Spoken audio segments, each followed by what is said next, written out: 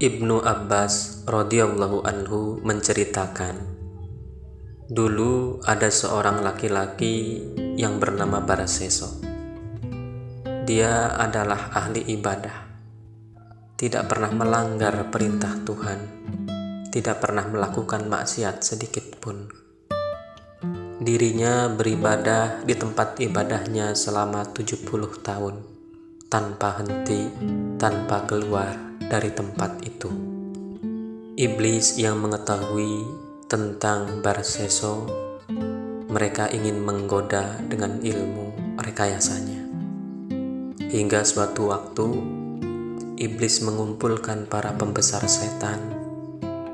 Dalam perkumpulan tersebut, iblis berkata, "Adakah di antara kalian yang mampu merusak Barseso, yang katanya ahli ibadah, taat kepada Tuhan, tidak pernah bermaksiat?" Salah satu setan yang ikut dalam perkumpulan itu berdiri dan berkata, ia menjawab, "Saya sanggup merusaknya."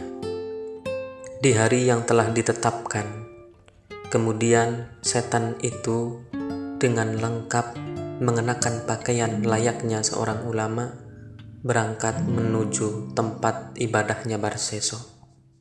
Setelah sampai di depan tempat ibadahnya Barseso, kemudian setan mencoba memanggil Barseso. Namun atas panggilan setan itu, Barseso tidak berhenti dari beribadahnya. Ia tetap khusyuk dalam ibadahnya, tidak menghiraukan panggilan Barseso. Kira-kira setelah 10 hari lamanya setan memanggil Barseso namun tidak dihiraukan, akhirnya setan merasa gagal mengambil perhatian Barseso. Lantas jalan terakhir, setan itu pun berpura-pura melakukan sholat sebagaimana ibadahnya Barseso. Dia beribadah di dalam tempat ibadahnya Barseso. Setelah Barseso selesai melaksanakan salat dan hendak keluar dari kuil, dirinya melihat setan yang sedang beribadah dengan sangat khusyuk. Lalu Barseso bertanya kepadanya, "Wahai, kamu tadi memanggilku. Mohon maaf, sementara aku sedang sibuk sholat. Apa sesungguhnya yang kamu perlukan dariku?" Kemudian setan itu menjawab, "Saya ingin bersamamu untuk belajar dan menirukan amalmu, serta kita bersama beribadah, sehingga aku bisa mendoakanmu dan kamu juga mendoakanku." Itu jawaban setan ketika ditanya oleh Barseso. Mendengar jawaban dari setan itu, kemudian Barseso menjawab, "Mohon maaf, saya tidak bisa bersama denganmu."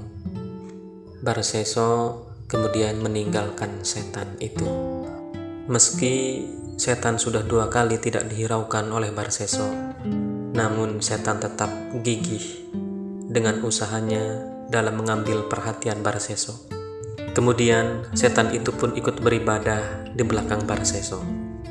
Setelah 40 hari lamanya, kemudian Barseso menoleh dan melihat setan itu masih khusyuk dalam ibadahnya.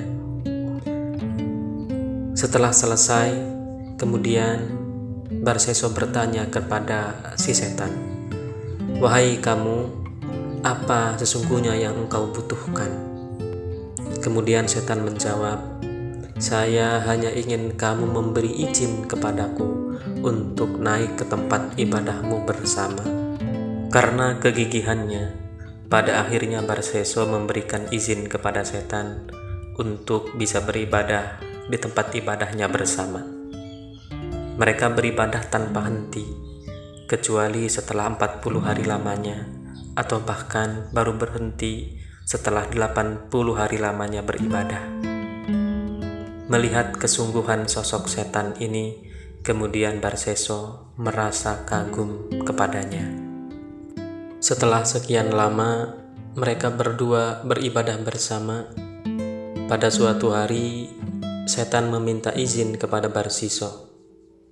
Ia mengatakan, "Wahai Barsiso, saya ingin pergi sebentar menemui temanku, karena aku memiliki teman selain dirimu."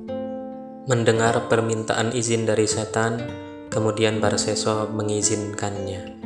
Meskipun di dalam hatinya, sebenarnya ia tidak mau berpisah dengan setan, karena menurutnya ibadahnya setan itu lebih baik daripada dirinya.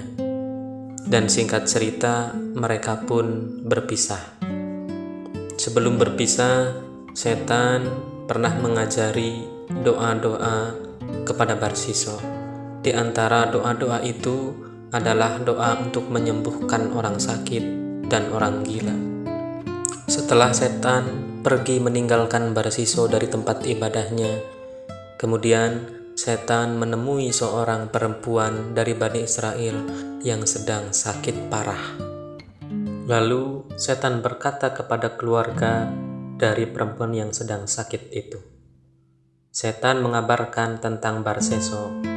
Dialah orang yang mampu mengobati perempuan yang sakit dari keluargamu ini. Ucapan setan kepada keluarganya demikian. Dan setan menyarankan agar perempuan yang sedang sakit itu untuk bisa tinggal bersama Barseso, yaitu seorang ahli ibadah, ditempatkan di tempat ibadahnya Barseso. Setelah pihak keluarga dari perempuan yang sedang sakit itu setuju atas masukan dan saran dari setan, kemudian setan berangkat menuju Barsiso. Di hadapan Barsiso, setan menceritakan apa yang terjadi. Dan setan pun meyakinkan bahwasanya hanya Barsiso yang mampu menyembuhkan gadis itu. Setelah diobati oleh Barsiso, pada akhirnya penyakit seorang perempuan itu pun sembuh. Namun meskipun sudah sembuh, atas tipu daya setan, perempuan itu tidak diizinkan untuk segera pulang menemui keluarganya.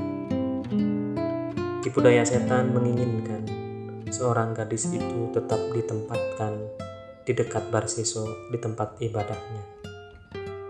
Hingga suatu hari, setelah selesai sholat, Barsiso melirik gadis tersebut. Sehingga lambat laun, pada akhirnya Barsiso mulai jatuh hati dan tergoda.